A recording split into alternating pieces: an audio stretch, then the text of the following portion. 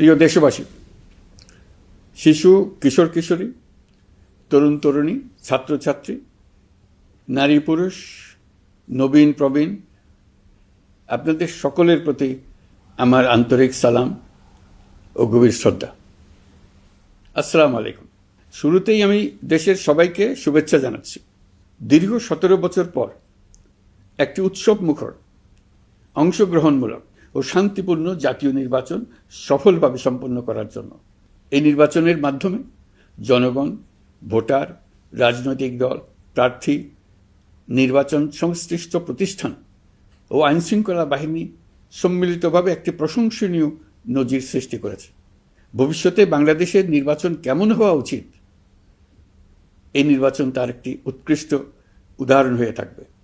প্রিয় দেশবাসী, বিগত 18 মাস আমার উপর অর্পিত দায়িত্ব নিষ্ঠার সাথে পালন শেষে একটি নির্বাচিত সরকারের কাছে দায়িত্ব হস্তান্তরের প্রাক্কালে অন্তর্বর্তী সরকারের প্রধান উপদেষ্টা হিসেবে আজ আমি আপনাদের কাছ থেকে বিদায় নেবার জন্য উপস্থিত হয়েছি। আজ বিদায়ের দিনে 5ই অগস্টের কথা স্মরণ করে আপনাদের কিছু কথা বলব। কি মহা মুক্তির দিন ছিল সেদিনটি, সে কি আনন্দের দিন। বাংলাদেশিরা দেশে বিদেশে যে যেখানে ছিল আনন্দে চোখের পানি ফেলেছিল। দৈত্যের গ্রাস থেকে তরুণ ছাত্রছাত্রীরা দেশকে বের করে এনেছে, দেশ মুক্ত হয়েছে। কিন্তু দেশ সম্পূর্ণ অচল। এই অচল দেশটিকে কিভাবে সচল করা যাবে সেটা ছিল সবার মনে। অভ্যুত্থানের ছাত্র নেতারা ঠিক করল দেশকে সচল করার জন্য একটি সরকার লাগবে। সরকার গঠন ও চালাবার জন্য তারা আমাকে খবর দিল। আমি তখন বিদেশে, আমি দায়িত্ব নিতে রাজি না। তারা জাতির প্রতি কর্তব্য পালনের কথা বলে আমাকে রাজি করালো। 18 মাস পর এখন আমার যাওয়ার পালা। আমি আজ আমার কাজ হতে বিদায় নিতে আপনাদের সামনে এসেছি। আমাদের প্রথম কাজ ছিল দেশকে সচল করা। এটি ছিল সবচেয়ে কঠিন কাজ। যারা দেশকে লুটে পুটে খেত তারাই দেশের এই যন্ত্র চালাতো। তাদের একান্ত অনুগত লোকজন নিয়ে অভ্যুত্থানের সঙ্গে সঙ্গে সবাই পালিয়ে গেছে। বড় কর্তা পালিয়েছে, মাঝারি কর্তা পালিয়েছে, অন্যরা ভোল পাল্টিয়েছে অথবা আত্মগোপনে চলে গেছে। কেউ নানাজনের সুপারিশ নিয়ে আসছে, তারা অভ্যুত্থানের গোপন সৈনিক ইত্যাদি। সরকারের ভেতর যারা পালিয়ে যাননি তাদের মধ্যে কাকে বিশ্বাস করবেন, কাকে বিশ্বাস করবেন না, এটি মহাসংকট হয়ে দাঁড়ালো। যতই মৃতদেহের অঙ্গ প্রত্যঙ্গবিহীন দেহের সন্ধান আসছিল ততই তারা চিহ্নিত হচ্ছিল। সেই থেকে 18 মাস চলে গেছে। অবশেষে 12ই ফেব্রুয়ারি আসলো। 1.5 যুগ পরে দেশে একটি জাতীয় নির্বাচন এবং ব্যাপক সাংবিধানিক পরিবর্তনের জন্য সর্বসম্মত জুলাই সনদের উপর গণভোট অনুষ্ঠান হলো। এই নির্বাচনে উৎসবমুখর পরিবেশ, দেশের সর্বত্র একটা ঈদের পরিবেশ ছিল যা আমাদের ইতিহাসে স্মরণীয় হয়ে থাকবে। এই প্রতিদ্বন্দ্বিতামূলক নির্বাচনে যারা জয়ী হয়েছেন তাদের আমি অভিনন্দন জানাচ্ছি। যারা পরাজিত হয়েছেন তাদেরকেও আমি অভিনন্দন জানাচ্ছি। হার জিতেই হলো গণতন্ত্রের সৌন্দর্য। যারা জয়ী হয়েছেন তারা মোট ভোটের প্রায় অর্ধেক পেয়েছেন। যারা জয়ী হতে পারেননি তারাও মোট ভোটের অর্ধেক পেয়েছেন। যারা জয়ী হতে পারেননি তারা এই জেনে আশ্বস্ত হবেন যে প্রায় অর্ধেক ভোটার আপনাদের উপর আস্থা রেখেছে। আগামী দিন নতুন সরকার দায়িত্ব গ্রহণ করবে।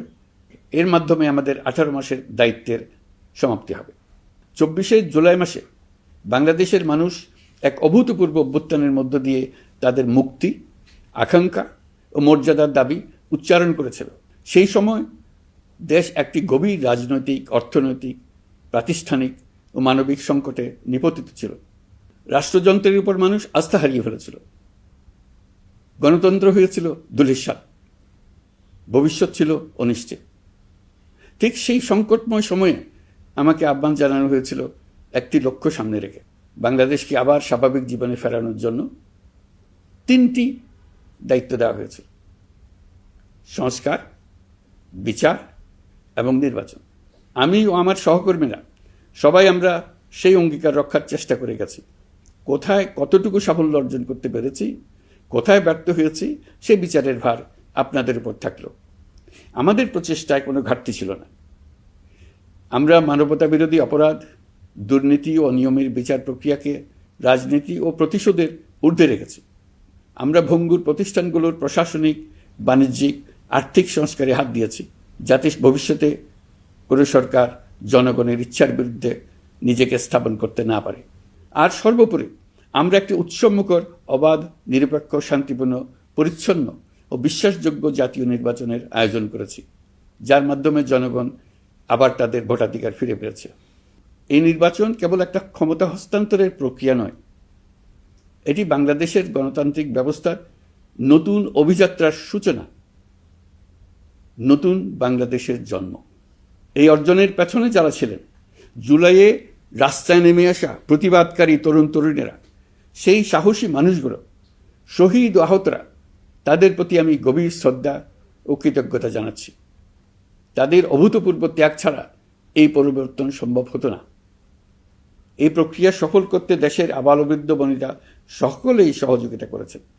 প্রাতিষ্ঠানিক দিক থেকে দেশের রাজনৈতিক দলসমূহ, নির্বাচন কমিশন, সকল আইনশৃঙ্খলা বাহিনী, সশস্ত্র বাহিনী, সরকারি কর্মকর্তা কর্মচারী ও প্রশাসনের প্রতিটি স্তরের সদস্যরা আন্তরিক সহযোগিতা করেছেন। আপনাদের প্রতি আমার আন্তরিক কৃতজ্ঞতা রইল। আপনাদের ধৈর্য, পেশাদারিত্ব ও আস্থার উপর ভর করেই এই পথ চলা সম্ভব হয়েছে। প্রিয় দেশবাসী, 24-এর গণ অভ্যুত্থানের সময় দেয়ালে দেয়ালে তরুণরা যে নতুন বাংলাদেশের স্বপ্ন এঁকেছিল, তার কেন্দ্র ছিল প্রাতিষ্ঠানিক সংস্কার। সেই প্রত্যাশা বাস্তবায়নে অন্তর্বর্তী সরকার প্রায় 130টি নতুন আইন ও সংশোধনী প্রণয়ন করেছে এবং প্রায় 600টি নির্বাহী আদেশ জারি করেছে, যার প্রায় 84% ইতিমধ্যে বাস্তবায়িত হয়েছে। এই সংস্কারসমূহ নাগরিক অধিকারকে সংহত করেছে, বিচার ব্যবস্থাকে শক্তিশালী করেছে এবং গুম, খুন ও বিচার বহির্ভূত হত্যার সংস্কৃতি যেন আর কখনো ফিরে না আসে সেটা নিশ্চিত করেছে। আমরা দায়িত্ব গ্রহণের সময় দেশের আইনশৃঙ্খলা পরিস্থিতি ছিল অত্যন্ত ভঙ্গুর। থানাগুলো ছিল পুলিশশূন্য, জনগণের মধ্যে আস্থার বদলে ভয় ও শঙ্কা তৈরি হয়েছিল। ধাপে ধাপে আমরা সেই অবস্থার পরিবর্তন ঘটিয়েছি।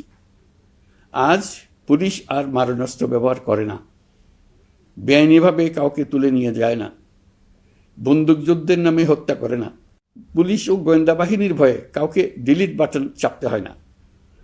জনবান্ধব ও জবাবদিহিমূলক বাহিনী হিসেবে গড়ে তোলার লক্ষ্যে পুলিশ কমিশন অধ্যাদেশ 2025 প্রণয়ন করা হয়েছে।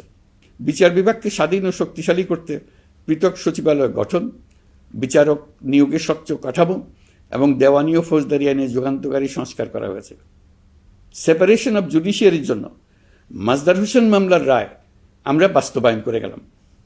গুমকে মানবতার বিরুদ্ধে অপরাধ হিসেবে স্বীকৃতি দিয়ে আন্তর্জাতিক অপরাধ ট্রাইব্যুনাল আইন সংশোধন করা হয়েছে। বিচার প্রক্রিয়াকে স্বচ্ছ করতে রায় সরাসরি সম্প্রচারের সুযোগ, বিদেশি আইনজীবী নিয়োগ এবং অন্তর্বর্তী আপিলের বিধান যুক্ত করা হয়েছে। বাংলাদেশ যেন আর কখনো মানবাধিকারহীন রাষ্ট্রে পরিণত না হয়, সেই লক্ষ্যে জাতীয় মানবাধিকার কমিশন অধ্যাদেশ জারি করা হয়েছে এবং কমিশন গঠন করা হয়েছে। প্রিয় দেশবাসী, একটি সমাজ তখনই উন্নত হয় যখন তার নারীরা নিরাপদ, সম্মানিত ও সমান অধিকারপ্রাপ্ত। উন্নয়ন তখনই টেকসই হয় যখন নারীরা সিদ্ধান্ত গ্রহণে, অর্থনীতিতে, শিক্ষায় ও নেতৃত্বে সমানভাবে অংশ নিতে পারেন। যে নতুন বাংলাদেশের স্বপ্ন আমরা দেখছি, নারীদের অগ্রযাত্রা ছাড়া তা গড়ে তোলা সম্ভব নয়। নারী ও শিশু সুরক্ষায় যৌন হয়রানি প্রতিরোধ অধ্যাদেশ, পারিবারিক সহিংসতা প্রতিরোধের অধ্যাদেশ এবং নারী ও শিশু নির্যাতন দমন আইন সংশোধন করা হয়েছে। নতুন এসব আইনের মাধ্যমে কর্মক্ষেত্রে ও শিক্ষা প্রতিষ্ঠানে নারীদের হয়রানি প্রতিরোধ ও সুরক্ষা আবার নিশ্চিত করার পথ সুগম করা হয়েছে। প্রিয় দেশবাসী, অভ্যুত্থান পরবর্তী এক উত্তাল সময়ে দেশকে ধীরে ধীরে স্বাভাবিক ধারায় ফিরিয়ে আনতে আমাদের সশস্ত্র বাহিনীর সৈন্যরা যে ধৈর্য, পেশাদারিত্ব ও দায়িত্ববোধের পরিচয় দিয়েছেন, তার জন্য দেশবাসীর পক্ষ থেকে আমি তাদের প্রত্যেককে আন্তরিক ধন্যবাদ জানাচ্ছি। একই সঙ্গে বিশেষভাবে উল্লেখ করতে চাই, যখনই কোনো সংকটময় পরিস্থিতির উদ্ভব হয়েছে, তখনই দেশের রাজনৈতিক নেতৃত্ব আমাদের আহ্বানে তাৎক্ষণিকভাবে সাড়া দিয়েছেন এবং সহযোগিতার হাত বাড়িয়ে দিয়েছেন। এই পারস্পরিক দায়িত্ববোধ ও সংযমই দেশকে অস্থিরতার পথ থেকে স্থিতিশীলতার দিকে এগিয়ে নিতে সহায়ক হয়েছে। স্বৈরাচারের 16 বছরে এদেশের রাজনৈতিক নেতাকর্মীরা যে ভয়াবহ নিপীড়ন, মামলা হামলা, গুম ও হত্যার শিকার হয়েছেন, তা আমাদের জাতির জন্য এক গভীর বেদনাদায়ক শিক্ষা। এই অভিজ্ঞতা আমাদের স্মরণ করিয়ে দেয়, যাতে ভবিষ্যতে আর কখনো কোনো জালেম মাথাচাড়া দিয়ে উঠতে না পারে, যেন আর কখনো ফেসিবাদ প্রতিষ্ঠিত না হয়, শত শত আয়নাঘর সৃষ্টি না হয়, বিচার বহির্ভূত হত্যা ফিরে না আসে। সেই জন্য কেবল রাজনৈতিক অঙ্গীকারই যথেষ্ট নয়, প্রয়োজন ন্যায় বিচার নিশ্চিত করার লক্ষ্যে বিচার ব্যবস্থা ও রাষ্ট্রীয় কাঠামোর মৌলিক ও গভীর সংস্কার। এই উপলব্ধি থেকেই অন্তর্বর্তী সরকার তার সংস্কার কর্মসূচিকে সর্বোচ্চ অগ্রাধিকার দিয়েছে। প্রিয় দেশবাসী, ফ্যাসিস্ট সরকারের 16 বছরের নিপীড়ন ও জুলাইয়ের রক্তাক্ত স্মৃতি এখনও আমাদের মাঝে তাজা হয়ে আছে। যারা ভয়াবহ নিপীড়ন ও নির্যাতন চালিয়েছে তাদের বিচার করা এবং যেন আর কেউ এই ধরনের দুঃশাসন কায়েম করতে না পারে সেটা নিশ্চিত করা আমাদের গুরু দায়িত্ব। বিচার একটা চলমান প্রক্রিয়া। একাধিক ট্রাইব্যুনাল বর্তমানে সক্রিয়ভাবে কাজ করছে। ইতিমধ্যে একাধিক মামলার রায় ঘোষণা হয়েছে। আন্তর্জাতিক অপরাধ ট্রাইব্যুনালে ফেসিবাদের সময় দেশে যে গুমের সংস্কৃতি গড়ে উঠেছিল, সেই ভয়াবহ মানবাধিকার লঙ্ঘনের বিচারও শুরু হয়েছে। বেশ কিছু মামলার বিচারিক কার্যক্রম এখন শেষের পথে। আমরা আশা করছি আগামী দিনগুলোতেও বিচারিক প্রক্রিয়া অত্যন্ত নিরপেক্ষ ও স্বচ্ছতার সঙ্গে এগিয়ে যাবে। প্রিয় দেশবাসী, অন্তর্বর্তী সরকারের সবচেয়ে বড় অর্জন জুলাই সনদ, যার ভিত্তিতে গণভোটে বিপুল সংখ্যাগরিষ্ঠতায় তা বাস্তবায়নের সিদ্ধান্ত দিয়েছে দেশের মানুষ। জুলাই সনদের বাস্তবায়ন হলে ফেসিবাদ ফিরে আসার পথগুলো চিরতরে বন্ধ হয়ে যাবে। আশা করব এটা নির্ধারিত সময়ের সীমার মধ্যেই বাস্তবায়ন হবে। অন্তর্বর্তী সরকারের ছোট বড় ভালো মন্দ অনেক কথা ভুলে গেলেও জুলাই সনদের কথা জাতি কখনো ভুলবে না। এই সনদ রচনা এবং গণভোটে পাশ করানোর জন্য আমি সকল রাজনৈতিক দল, সামাজিক সংগঠন, অধিকার রক্ষা প্রতিষ্ঠান যারা অক্লান্ত পরিশ্রম করেছে তাদের সবাইকে আজ অভিনন্দন জানাচ্ছি। এই নির্বাচনে প্রথমবারের মতো প্রবাসীদের ভোট দেওয়ার সুযোগ সৃষ্টি করা হয়েছে। যখন একজন ভোটার গর্ব করে এই নির্বাচন ও গণভোটে ভোট দেওয়ার অভিজ্ঞতা সোশ্যাল মিডিয়ায় বলে, তখন একজন নাগরিক হিসেবে আমি আনন্দ ধরে রাখতে পারি না। আমি আশা করি এই প্রক্রিয়ায় ভবিষ্যতে আরও অনেক বেশি প্রবাসীরা নিশ্চিন্তে অংশগ্রহণ করতে পারবে। প্রিয় দেশবাসী, আমরা দায়িত্ব গ্রহণের সময় অর্থনীতি ছিল বিপর্যস্ত, ব্যাংকিং ব্যবস্থা ভেঙে পড়েছিল, অর্থ পাচার ছিল লাগামহীন। আমরা রাজস্ব ব্যবস্থাপনা, করনীতি, মুদ্রা ব্যবস্থাপনা, আর্থিক খাতে কাঠামোগত সংস্কার এনেছি। তলাবিহীন অর্থনীতি আমাদের জন্য রেখে গিয়েছিল আগের ফেসিবাদী সরকার। কেন্দ্রীয় ব্যাংক বাণিজ্য ব্যাংককে ফতুর করে দিয়ে গেছে, $234 বিলিয়ন পাচার করে নিয়ে গেছে, বিশাল ঋণের বোঝা রেখে গেছে। এইসব আমাদের জানা কথা। আমরা যারা এই অর্থনীতি আবার চালু করার দায়িত্ব পেয়েছিলাম তারা দিশা খুঁজে পাচ্ছিলাম না। এখন যাবার সময় স্বস্তি পাচ্ছি যে আমরা অবস্থার মোকাবেলা করতে পেরেছি এবং নতুন অর্থনীতির বুনিয়াদ রচনা করে রেখে যেতে পারছি। এখন আর পাওনাদাররা আমাদের তাড়া করতে আসবে না। আন্তর্জাতিক লেনদেনে আমরা চোখে অন্ধকার দেখব না। আমাদের রিজার্ভের পরিমাণ এখন $34 বিলিয়ন। আমাদের দেশপ্রেমিক প্রবাসী ভাই বোনদের রেমিটেন্সের টাকায় এই রিজার্ভ ক্রমেই বাড়ছে। নিত্য প্রয়োজনীয় পণ্যের দাম নিয়ন্ত্রণে সরবরাহ বৃদ্ধি করা হয়েছে। টিসিবির কার্যক্রম সম্প্রসারিত হয়েছে। বাজার তদারকি ও মজুতদারির বিরুদ্ধে কঠোর ব্যবস্থা নেওয়া হয়েছে। এর ফলে খাদ্য মূল্যস্ফীতি উল্লেখযোগ্যভাবে কমেছে। শ্রমিক অধিকারকে মানবাধিকারের অংশ হিসেবে বিবেচনা করে আন্তর্জাতিক শ্রম সংস্থার গুরুত্বপূর্ণ কনভেনশনসমূহ অনুসমর্থন করা হয়েছে, যা কর্মক্ষেত্রে শ্রমিকের নিরাপত্তা ও মর্যাদা নিশ্চিত করবে। যুগান্তকারী নতুন শ্রম আইন প্রণয়ন করা হয়েছে। প্রবাসীরা আমাদের অর্থনীতির প্রাণশক্তি। তাদের সুরক্ষা ও কল্যাণে আইন সংশোধন, বিদেশে আইনি সহায়তা, নতুন শ্রমচুক্তি এবং দক্ষতা উন্নয়ন প্রকল্প গ্রহণ করা হয়েছে। বন্দর ব্যবস্থাপনা ও বিনিয়োগ কাঠামোতে আমূল সংস্কারের মাধ্যমে ইউরোপীয় সর্ববৃহৎ বিনিয়োগ সহ একাধিক কৌশলগত প্রকল্প এগিয়েছে। ব্লু ইকোনমির সম্ভাবনা কাজে লাগাতে গভীর সমুদ্র বন্দর, মৎস্য ও আধুনিক টাউনশিপ উন্নয়নে নতুন কর্তৃপক্ষ গঠন করা হয়েছে। প্রিয় দেশবাসী, পররাষ্ট্রনীতিতে বাংলাদেশের সার্বভৌমত্ব, জাতীয় স্বার্থ ও দেশের মর্যাদা, এই তিনটি মূল ভিত্তি আমরা দৃঢ়ভাবে পুনরুদ্ধার করতে সক্ষম হয়েছি। নতজানু পররাষ্ট্রনীতি কিংবা অপর দেশের নির্দেশনা ও পরামর্শ নির্ভর বাংলাদেশ এখন আর নয়। আজকের বাংলাদেশ নিজের স্বাধীন স্বার্থ রক্ষায় আত্মবিশ্বাসী, সক্রিয় ও দায়িত্বশীল। বিশ্বের সকল দেশের সঙ্গে পারস্পরিক সম্মান ও স্বার্থের ভিত্তিতে সম্পর্ক গড়ে তুলতে আমরা প্রতিশ্রুতিবদ্ধ। একই সঙ্গে ভারসাম্য বজায় রেখে ভবিষ্যতের জন্য প্রয়োজনীয় কৌশলগত সিদ্ধান্ত নিতে সক্ষম এমন একটি রাষ্ট্র হিসেবে বাংলাদেশ আজ নিজেকে প্রতিষ্ঠিত করেছে। রোহিঙ্গা সংকট আমাদের জাতীয় নিরাপত্তা, আঞ্চলিক স্থিতিশীলতা ও অর্থনীতির উপর একটা গুরুতর দীর্ঘস্থায়ী চাপ সৃষ্টি করে রেখেছে। দুঃখজনকভাবে দীর্ঘ সময় ধরে এই সংকট নিরসনে কোনো কার্যকর সমন্বিত আন্তর্জাতিক উদ্যোগ দৃশ্যমান ছিল না। দায়িত্ব গ্রহণের পর আমরা আন্তর্জাতিক অঙ্গনে মৃতপ্রায় এই ইস্যুটিকে পুনরায় বিশ্ব মনোযোগের কেন্দ্রে নিয়ে আসতে সক্ষম হয়েছে। এই সংকটের গুরুত্ব অনুধাবন করে জাতিসংঘ আমাদের পাশে দাঁড়িয়েছে। জাতিসংঘের মহাসচিব নিজে বাংলাদেশ সফর করেছেন এবং সমস্যার টেকসই সমাধানে সহায়তার অঙ্গীকার ব্যক্ত করেছেন। আমার অনুরোধে জাতিসংঘে রোহিঙ্গা বিষয়ে বিশেষ সভা অনুষ্ঠিত হয়েছে।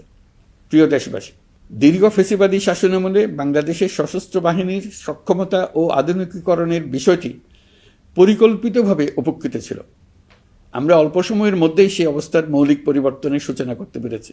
দায়িত্ব গ্রহণের পর থেকেই বর্তমান সরকার সশস্ত্র বাহিনীর সক্ষমতা বৃদ্ধি, আধুনিকায়ন এবং যে কোনো ধরনের আগ্রাসন কার্যকরভাবে মোকাবেলার জন্য সশস্ত্র বাহিনীকে উপযোগী করে গড়ে তোলাকে অগ্রাধিকার দিয়েছে। সশস্ত্র বাহিনীর প্রতিরক্ষা সক্ষমতা বৃদ্ধি একটি ব্যয়বহুল প্রক্রিয়া হলেও বর্তমান বৈশ্বিক বাস্তবতায় বহির্বিশ্বের সম্ভাব্য হুমকি ও আগ্রাসন মোকাবেলার জন্য এর কোনো বিকল্প নেই। এই বাস্তবতা বিবেচনা নিয়ে অন্তর্বর্তী সরকার তার সীমিত মেয়াদের মধ্যে সেনাবাহিনী, বিমান বাহিনী ও নৌবাহিনীর সক্ষমতা বৃদ্ধিতে যুগান্তকারী পদক্ষেপ গ্রহণ করেছে।